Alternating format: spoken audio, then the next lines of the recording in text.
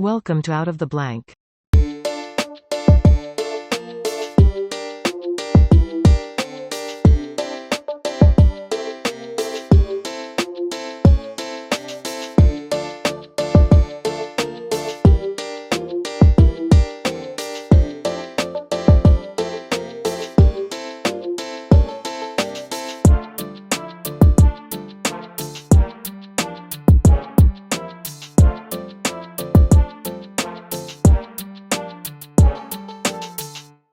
Welcome to another episode of Out of the Blank podcast. I'm here with Federico. Federico, it's a pleasure to have you on the show. Would you please introduce yourself to everyone out there listening?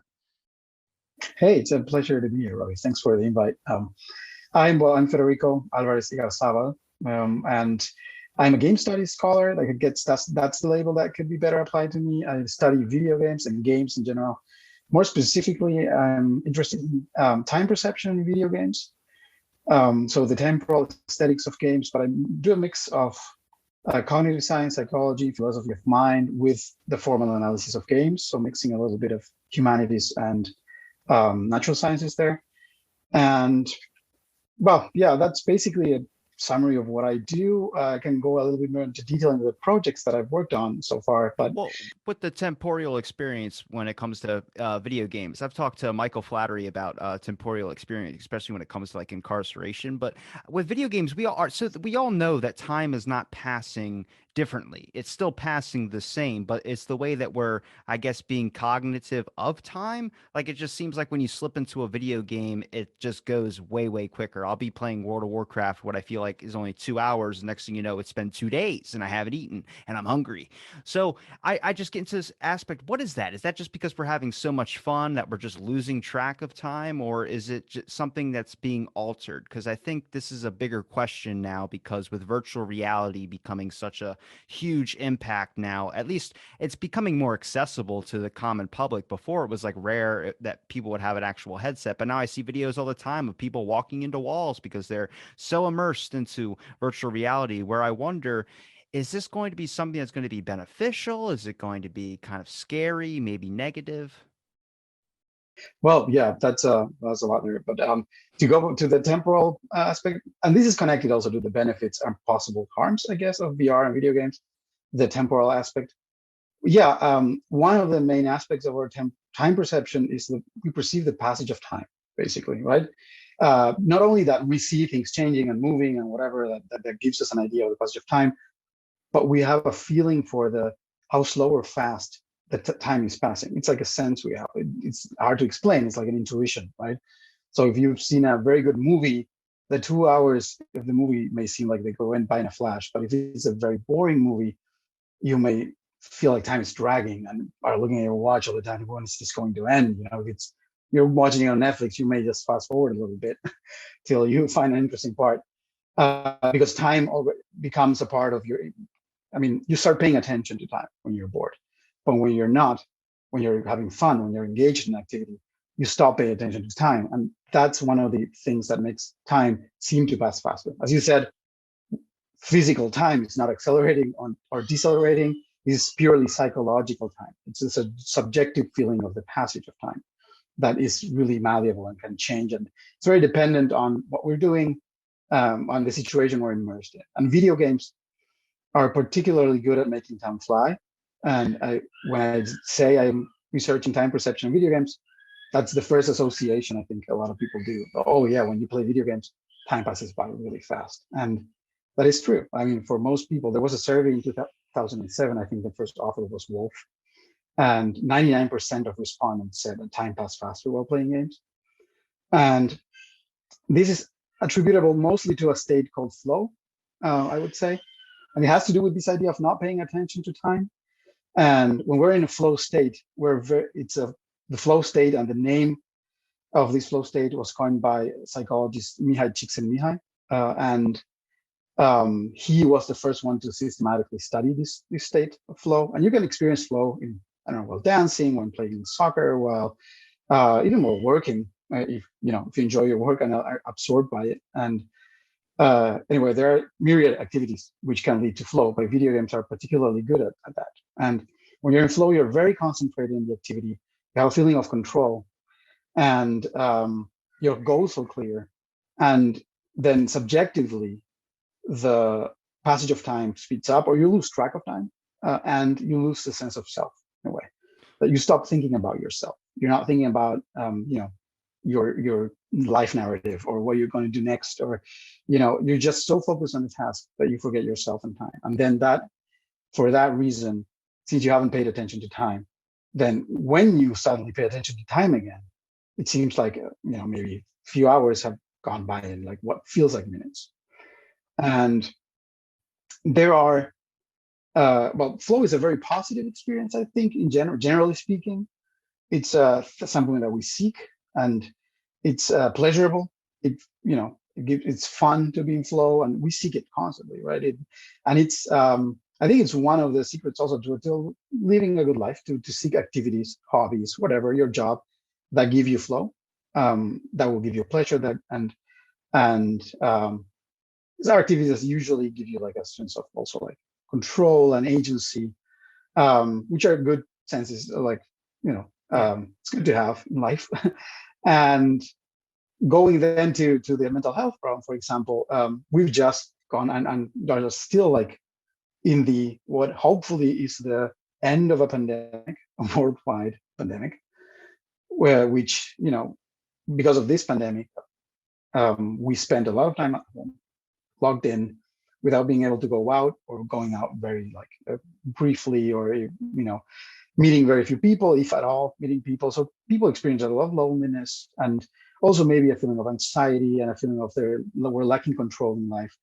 And I would dare say here, I mean, even though we probably need more evidence for this, but I think something like an activity like playing games and engaging in getting into state of flows with games could have been a very positive thing during the pandemic, because then you experience a feeling of control again. Then time starts passing faster again. Whereas when you're locked inside, it's easy to get a feeling that time is dragging and you're going nowhere. And this idea of not knowing what's going to happen with this pandemic in like a week or two, then having a feeling of control during the flow activity can be very helpful to counteract those other effects of the pandemic. Of course, they won't make the pandemic go away, but they will at least make you feel better for a while. And I think in the long run, it can also help mitigate those bad effects of something like a pandemic.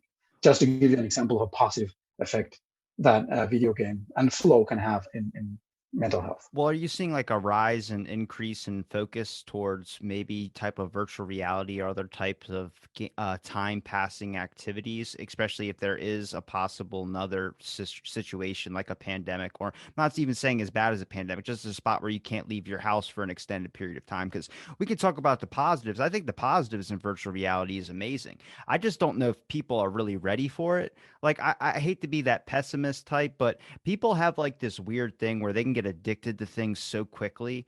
And like I have it in myself as well too. And it's very, very hard when, especially like life seems like there's just days you just don't want to leave the house, where it's like it's when you get sucked into virtual reality. If you've ever played one of these virtual reality simulations before, they're a lot funner than the real world, where it's like you don't really want to leave it. And like there are times where you got to be like, oh, I got a job I got to go to. But eventually, if it transfers all online, you got this aspect of this connection to a device where you don't really want to experience real experiences. You rather just have them all digitally. But that's more of the pessimistic side. The more of the positive side would be like medical advances, would be especially situations where education could be valuable through virtual reality. There's so many upsides to it. I'm just making sure that we have that nice even connection with ourselves and technology to a point where we don't go completely overboard like we tend to do on a lot of stuff. Yeah, that's a genuine concern, I think. This idea if something's really, really fun, and maybe other aspects of my life aren't going that well and I'm not being fulfilled by them, it's easy to look for a form of escapism or in video games, and then spend a lot of time there, where you have this sense of control, this sense of, oh, I'm great here, I'm powerful sorcerer or whatever, warrior, and people fear me in this world. And whereas in the other world, I'm just constantly anxious and afraid, and feel, if life's not going well for you, then I can see how it can happen that you can seek refuge there, which is a good thing, but maybe then neglect, finding actual solutions to problems in your life, and spending, a lot of time in these virtual worlds without seeking solutions to the actual problems. I can see that happening, and I think it's a genuine concern. I think it's something we should be aware of. Also, entering a state of flow, as pleasurable as it is, it can also be like tempting to say, oh, well, should I, whatever, write a term paper now if you're a student, or play a video game, which is more fun and it will get me into a state of flow instead of a frustrated state that will maybe get me writing the paper on a topic I'm not really interested in or something, right? So it might lead us to choose the thing that on the long term won't be beneficial for us, right? Make choices that will make us neglect more important aspects of our life, or making long time investments with our time. That's also a risk. We have to be very aware of that, and self-control is very important in these situations. To be able to see, okay, I have to make the smart choice now, and not just have fun, but focus on this thing that may, or may at least writing a term paper may at least take longer to get into a state in which you're having fun with it. Whereas a game is kind of like straight away, you're having fun. Like they're designed to get you in a state of flow pretty much from the get-go. A lot of games, not all of them necessarily, but so yeah, we have to be aware of these things. When talking about addiction, I'm not an expert here, but I know that at least the jury is still open on that, if games are addictive or not. I tend to see a lot of the discussion around it. Sometimes blaming games for things where games are mostly more like a symptom, or there's at least a risk of blaming games for certain behaviors, as if games were the cause of these behaviors, like, for example, spending too much time in a video game and neglecting other things.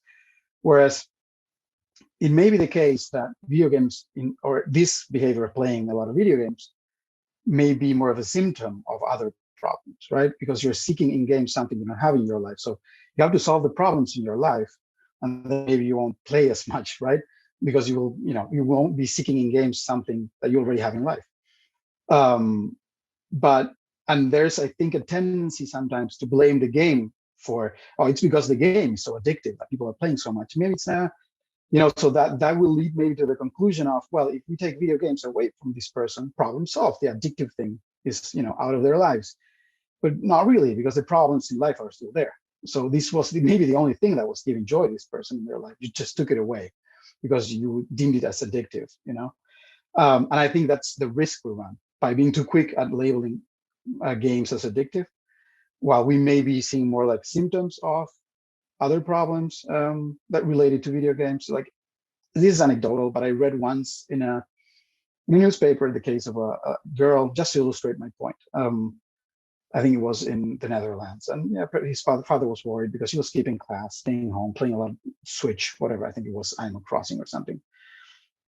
And the first impulse was, well, let's take away the console from her. Then she will start going back to school, doing her homework, doing what she's supposed to do, right? And I don't remember exact details of this whole story, but in the end, they sort of found out that she was being bullied at school, and it's also by a teacher. So, she was seeking refuge in games, and it was a form of escapism. Of course, it wasn't solving the problem, but it was a way that maybe she could find some balance between this horrible, this very upsetting and horrible mental states she was experiencing at school, and the more pleasurable and positive mental states that she attained while playing games. And they were helping balance it out a little bit, Of course, like I said, that didn't solve the problem. So you actually have to work on solving the problem you have in your life, but just taking away the video game is not helping necessarily, So just a word of caution from my side, because from what I see as a non-expert, specifically in addiction, but what I see from the discussion between experts, I see that there's still a lot of, open questions. It may well be that at some point we say, oh no, yeah, some games of these maybe have a little bit addictive, like gambling or whatever. We may find that there's some problematic behavior that's directly caused by games, but that's not the case so far. We haven't found it. I think scientists are, still, researching these aspects. And well, when it comes to video games, are you seeing more of a help when it comes to cognition? Are you seeing a more of a hurt when it comes to cognition? I feel like, I know they talk about like your reflexes sometimes, like especially with like thumbsticks and all this, like video games that people play, the reflexes tend to be very, very quick. But I feel like it also probably takes away from some maybe aspect of your life or something, where I wonder if you're walking around in a simulated world or a digital world, I'm like, what are you increasing? Like, I know it's got to be bad for your eyes, but I'm like, the amount of knowledge that you have, if you have like a really good simulation that's able to walk you through like specific steps to do a surgery or to build something, or not like maybe Minecraft, but it's something more like severe where it's like actually showing you like you need to do this and this and this, not just you can't just conjure up a block. I go, that's got to be beneficial in so many different aspects.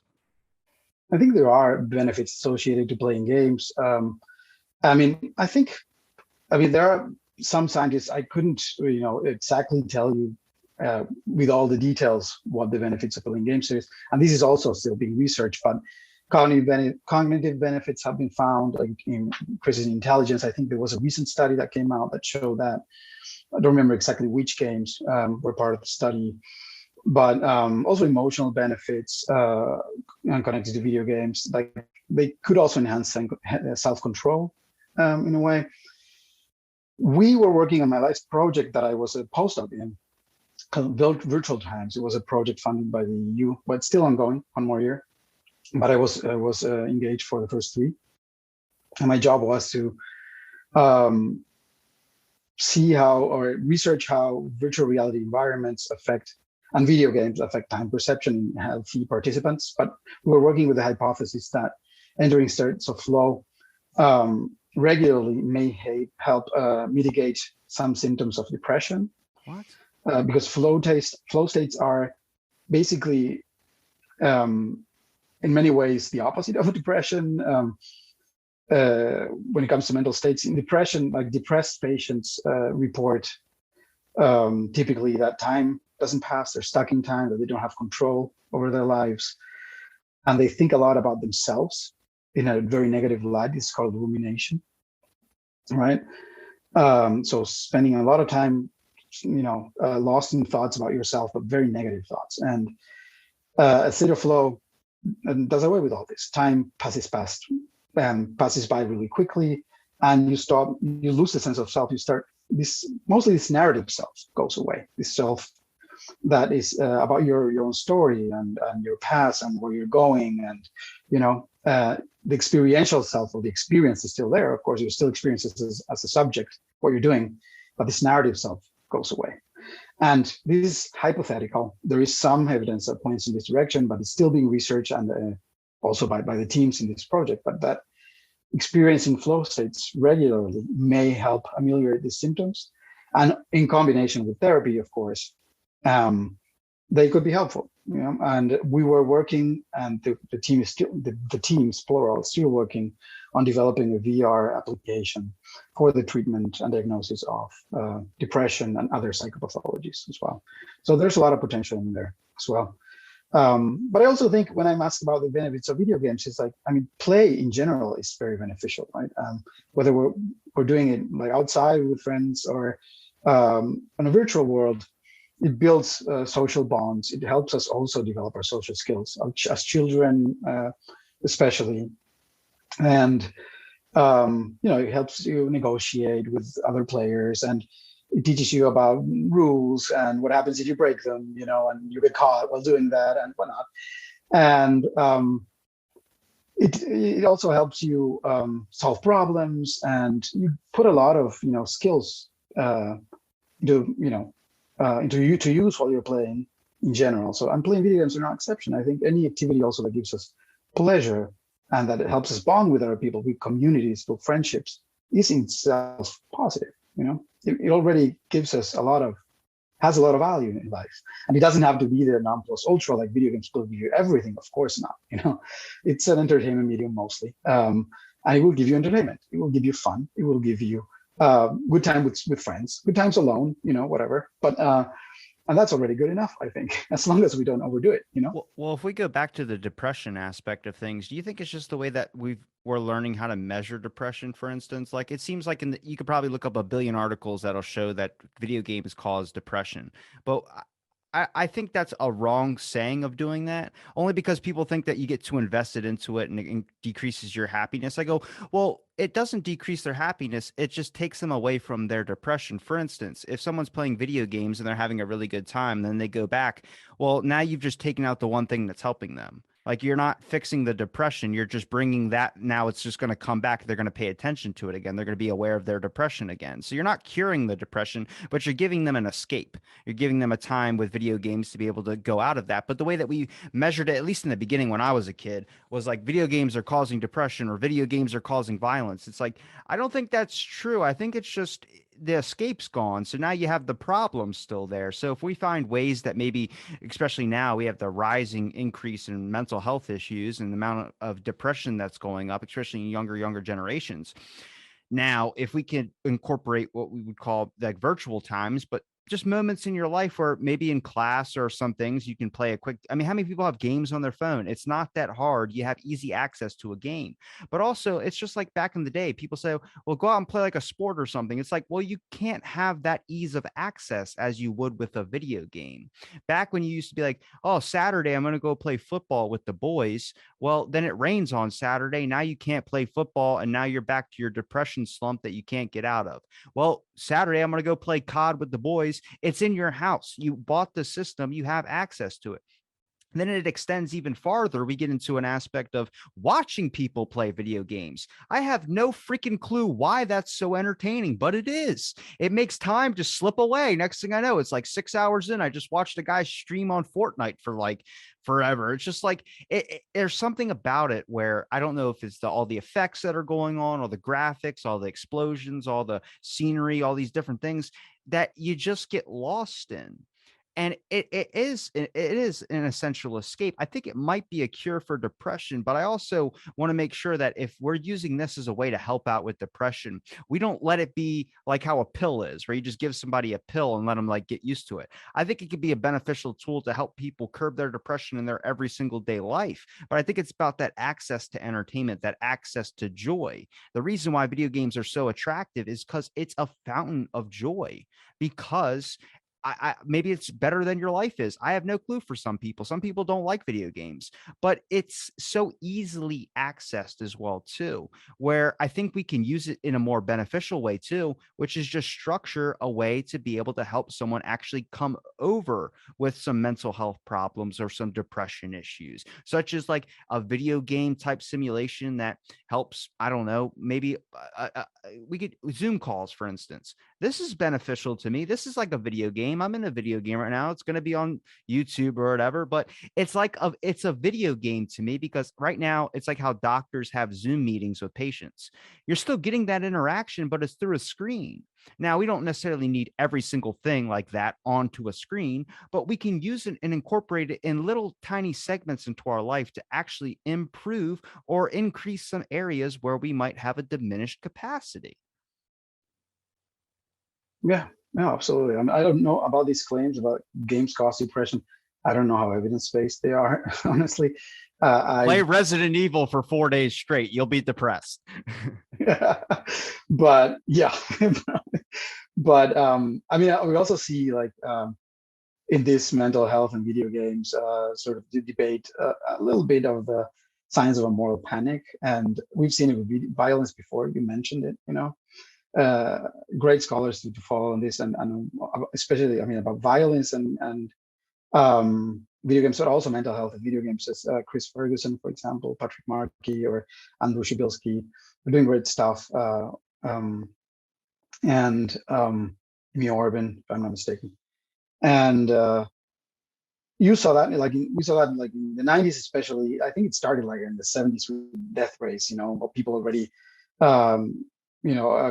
decrying video games like that back then in the 70s, there were all pixels, like green pixels on a black screen.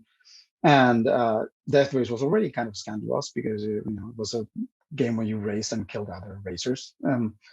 But then with Mortal Kombat, especially in Night Trap and other games in the 90s, Doom, like a real moral panic started. And but the evidence tells us now that clearly that video games have no causal link to violence.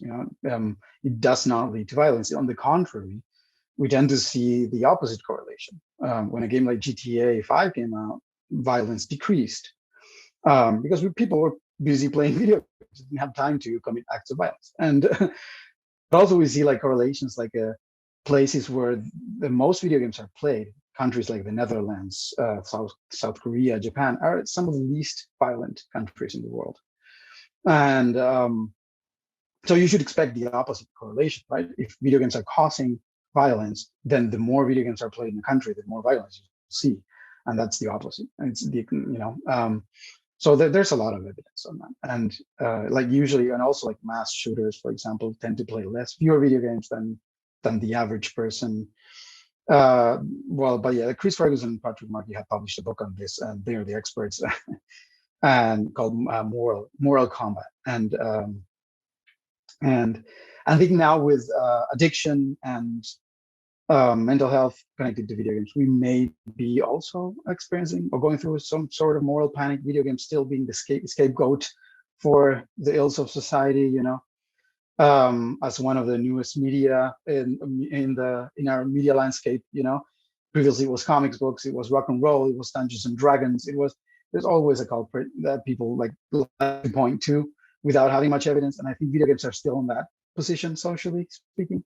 Well, it's So easy I to tend to be blame skeptical of these something. claims because of that. It's easy to blame something that's like two uncharted territories. You're dealing in a world right now where I think mental health is on, as much as people say like we're so like focused on mental health, I'm barely seeing a lot of like initiative be done on it besides like independent researchers, but I don't see the news talking about it a whole lot. I just see them reporting on like other things where I go, you have two uncharted territories. So it's easy to blame them because you don't really fully understand them. And that's video games as well too. They're a culprit because there's a lot of people that just don't see any benefit in video games, and they're mistaken. I grew up in the 90s. I mean, I was 97, so I grew up more in the 2000s, but video games were everything. I ended up losing. Right now, I couldn't even sit down and play a video game for more than 5 minutes without getting bored. I have no clue what happened, but they were a big structure to my life, for instance, because I didn't have friends that I could go easily ride my bike to. They were all miles and miles away. So you could connect on Xbox Live or something like that. And then there's like Xbox Live syndrome. Like I think part of my language skills definitely evolved from there, like the cursing and all that type of stuff. But you meet connections through it as well too. I think we can find a way, especially with like video games and violence, for instance. That's just a narrative that's been like said over and over and over again. Honestly, I think it releases more stress.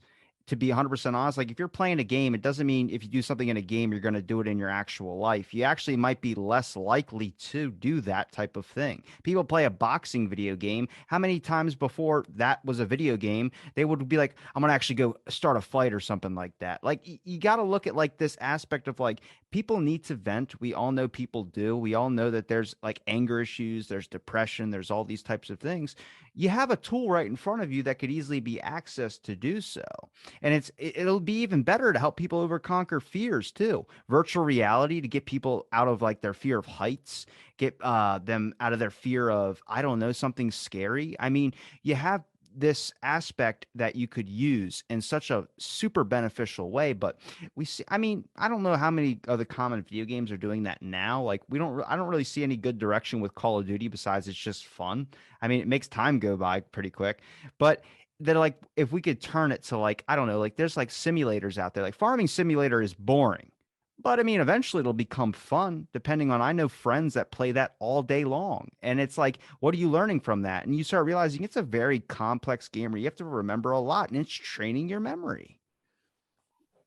Yeah, and I mean, there's I think increasingly more games of that type of kind of like farming simulator or truck simulator or games that you like on paper. What is this? How can this be a video game? It sounds horrible, but they're very popular. I haven't played myself, but I have outplayed other games like could sound equally boring on paper, and maybe to a lot of people they are. But I think it's this idea of we associate video games straight away with high speed, high octane action and shooting and racing and whatnot, but some people just want to chill, and maybe they can enter a state of flow also like that. You get home from a long day of work. You don't feel like getting to competitive action games can be kind of stressful, and they require a lot of your attention, quick reflexes if you want to really do well on a death match or whatever. So maybe it's a way to chill just to get home, turn on Truck Simulator, tune in a cool radio in the truck, and drive around the highways, like delivering stuff from city to city. And I think a lot of people really enjoy that. And you're still involved in a task. You're not doing a lot, but it just still keeps you, you know, I guess, engaged enough that you lose a little bit track of time, maybe, or you chill.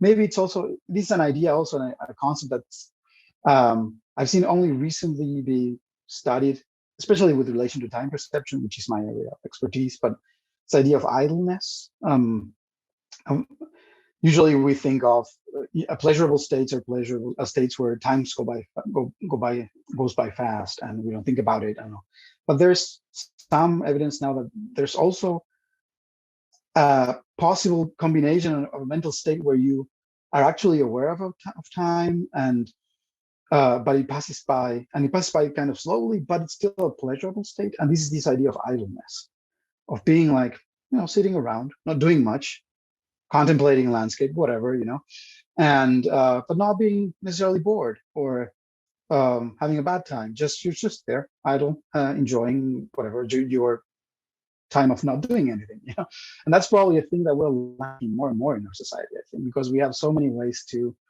entertain ourselves. Just you have to wait for 5 minutes, and right away, what do? You reach out to your pocket and take out your cell phone, your smartphone, and start whatever.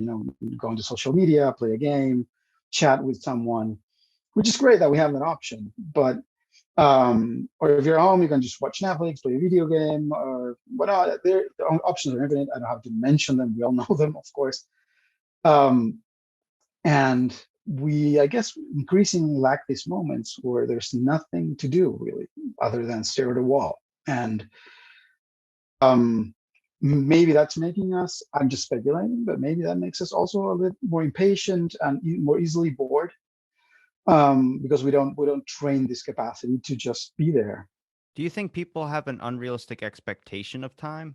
Like it seems like everyone's in like this time crunch, like they need to be doing everything right now, or they need to be doing something 1 minute, or they're not going to like make it. Because like I think the way that we measure success is deemed through the amount of things that we do, and the amount of things that we do like beneficial. Like you can see it in social media, you see it like show producing and all that. People feel like you got to be like posting every minute on social media or you're out of the game. And I'm like, I post in Ghost, so it's a little bit different. So I just put up one post a day and then I'm off of it because it's a time suck that I don't want. You know what I mean? Like I'd rather play video games if I'm gonna play a game rather than be on social media because it's a different type of time capacity. You do mindlessly scroll, but it is this sense of like, does that translate into your actual life? Like when you're living your life, does time go by even slower? Now we know time's not physically going by slower, but are we perceiving it harder? Is there like a harder thing when you pull back? Let's say one person, for an example, plays a video game 7 days a week. Now, on that seventh day, they've been playing these video games for hours and hours and hours,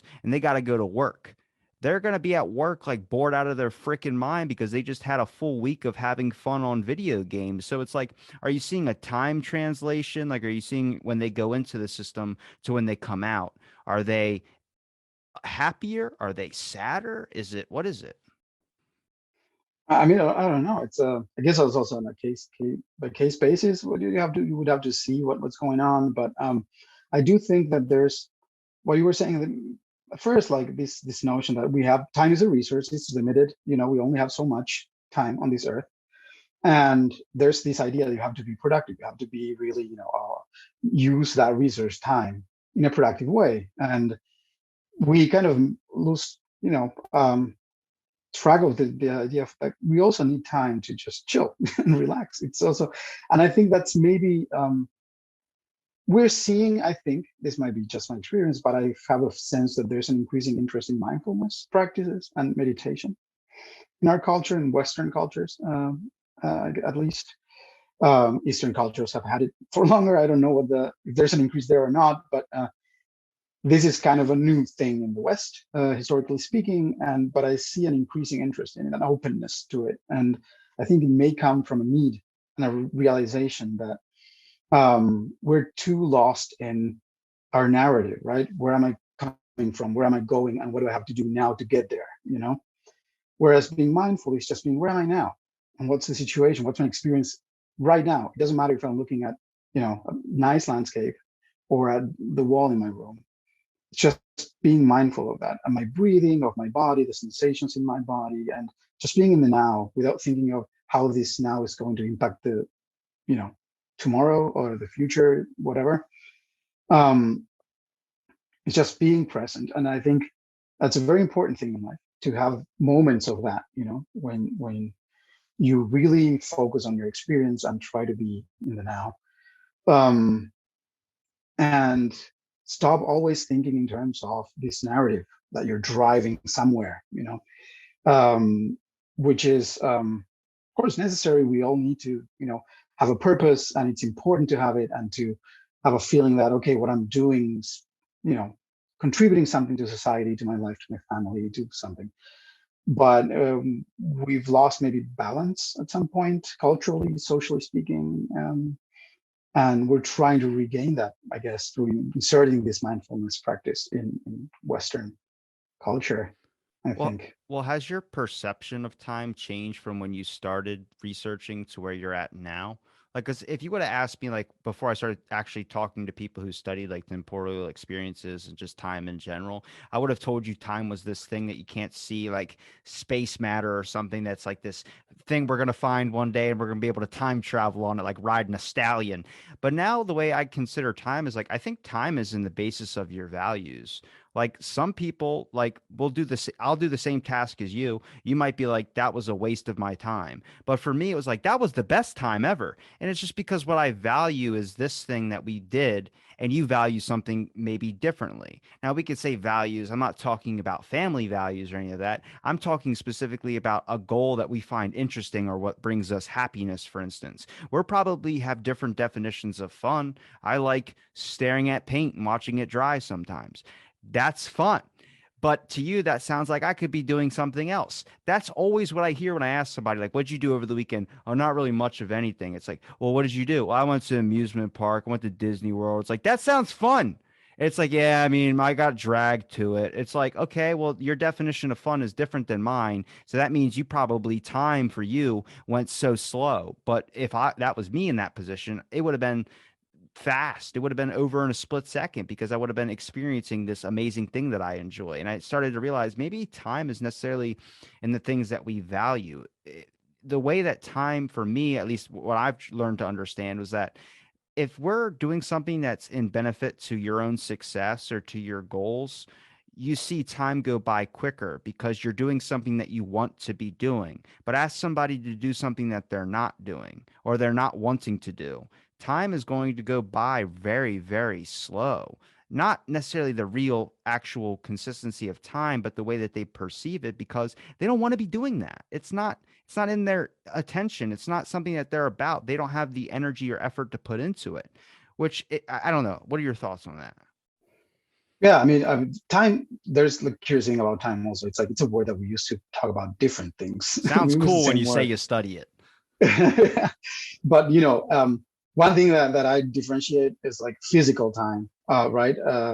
Whatever that is. I know physicists haven't figured it out yet, and there are like ideas, hypotheses. I like to listen to physicists that do like science communication, and bring down their very complex theories to lay terms and layperson terms.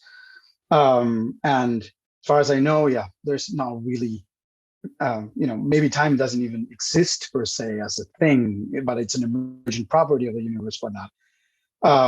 But there's this other thing, which is time as we perceive it, psychological time. And that's a very different thing in a way. Um, it's something our mind does, right? And it's not just one thing our mind does; it's many things that our mind does. I think the philosopher Daniel Dennett said of consciousness, right? It's not just a trick; it's a bag of tricks. I think it's the same is true of this aspect of consciousness. Time perception is a very central aspect to consciousness. I think it's also like a bag of tricks, and um, just by studying it, yeah, I have also like become more aware of my relation to time. But one thing we do is like, for example, yeah, the passage of time, right? Are we um how is it passing, fast or slow, and what you're doing, and how is it connected to the sense of passage of time? But also this idea of the temporal frame, that's called temporal frame, or temporal perspective. I think it's a term coined by Zimbardo, the psychologist Phil Zimbardo, which is basically people tend to favor. We have three temporal frames, you could say: past, present, and future, right? And we tend to favor one over the other often, right? So more people are more present focused, maybe more impulsive, more hedonistic, maybe.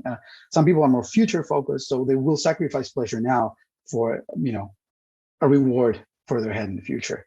Some people are more past focused, maybe more melancholic or whatever. It doesn't need to be a negative relationship to the time frame, but that's another way that maybe we relate to time that I've become more aware of, and I think it helps to become aware of. It's like to have a balance between those time frames and to try to have a positive relationship to those time frames. And I'm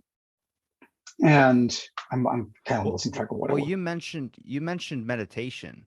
Do you ever find yourself trying to extend your perception of time? Like when you go into those meditation, like sometimes like I have ADHD, so for me, I feel like it like just the other day, I'll give you an example. I did like 3 hours of cardio and my whole like everything felt like it just started slowing down. Like my speech became a little bit slower.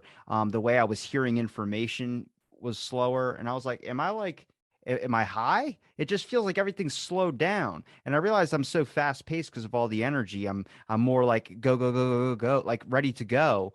And I realized like if you meditate, like sometimes I'll sit down and like on the floor or something, and I'll just kind of like close my eyes and take deep breaths and really try and feel like I'm not actually slowing down time, but to me it's slowing down in a sense of I'm trying to extend out my perception of it just so I can balance out because everything seems like it's coming at me too fast. It's a good thing to do. Like you hear people when they get angry or when they get stressed, just take deep breaths. It's to kind of catch yourself in a sense because you have a lot coming at you in a short amount of time, but really the time's not different. It's just the way that you're experiencing it because all you're doing is focusing on things that might be in the future. Future worrying is a big thing I know psychologists talk about, which is like this idea that you're worried about future problems that aren't even happening yet and all this. A lot of people think like 10, 15 steps ahead. And it's good to kind of catch yourself and extend that perception of the moment that you're in because you'll experience better moments in your life. The things that you go, like your kids, for instance, you see them grow up so fast. You're like, man, I wish this would have lasted forever. Now, in that moment, you might not have when they were drawing crayon on your wall, but you miss it now because it's gone. And it's this type of thing where you're like, if I realize the moments that I'm in that I truly appreciate, I'll probably appreciate more moments if I recognize the moment that I'm actually in. That's a weird way of saying that, but I think it rings true. Yeah, no, I think it makes sense, and it's this relationship to time and which time frame we're paying attention to that's very important to be aware of and to find a balance on it. So if you're a person that's always like looking at a to-do list and trying to check every item of the to-do list, a to-do list that, let's be real, it's increasingly growing, so it's never Yeah. going to end. I know people like this, um, and so you're always looking at, okay, now I have to do this and that. And you're looking always at this, okay, I have to get things done. And I'm working for a future state in which this thing will have been done. And it's easy to lose track of the present moment in that way. And you need to sometimes like put the to-do list down, you know, and sit down and relax, enjoy wine, some music, and be in the present without thinking of how does this bring me closer to checking off another item on my to-do list. But if you're also too present focused, you might have like the flip side of that would be you may be very bad at planning, for example, right? Or saying no to something that will give you pleasure now, but might have a negative consequence in the future, right? Like a typical example is like if you're on a diet and you're very, very impulsive and more present focused, it will be harder to say no to a piece of cake, right? Um, than if you're focused on the goal at that moment, losing weight, like, my future weight a month from now, 2 months from now. That's easier then to engage in self-control and say no to that piece of cake. So that's a very important. And I associate that with video games also in some of my research, theoretically speaking, at least. But first of all, I have like a sort of at least I speculate at least, or I believe that this time of type of time frame that we favor may lead us to play certain types of games above others, right? If you're very present focused, then maybe you're more prone to playing Call of Duty, Doom, instant gratification, action, Yeah, yeah. If you're more future focused, maybe you'll be more patient to play, a civilization game, and you rather play those, right? I'm not saying, these people like everyone fits neatly into boxes here, but there will be maybe a tendency to favor one game over the other, right? But also some games might influence the time frame we're in at the moment where we're playing. And so if I'm playing Civilization, I will necessarily have to adopt a future, um, time frame sort of focus. Wait, you created that theory? I wrote about this like this time. I apply this Zimbardo's temporal frames theory to the analysis of video games. This is part of my book, Time and Space in Video Games. It's one of my chapters there. And so what I do also is I analyze a game like Resident Evil, for example. I think you mentioned horror before. Yeah. Probably played Resident Evil. A couple times with the lights off and never again. I think an interesting thing about Resident Evil is the tension between temporal frames. The game requires you to be thrifty and to administer resources carefully and cautiously, right? You have very little ammunition. You're low on health all the time. Your characters are kind of weak, and you don't have many health items, and your inventory is small anyway. Talking also specifically about Resident Evil 1, but I think this applies to many of the games in the series, most of them probably.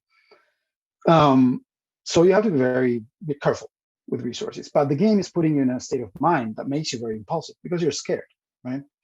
You're entering into a new room, you don't know if there's going to be zombies, if they're going to jump at you, if there's going to be like a dog or what's going to happen. And whenever anything happens, then you're in this impulsive emotional state in which you're prone to pull the trigger, faster or sooner than you probably should. And the game actually, I remember playing Resident Evil for the first time. This was back in the 90s. I was more used to playing first-person shooters.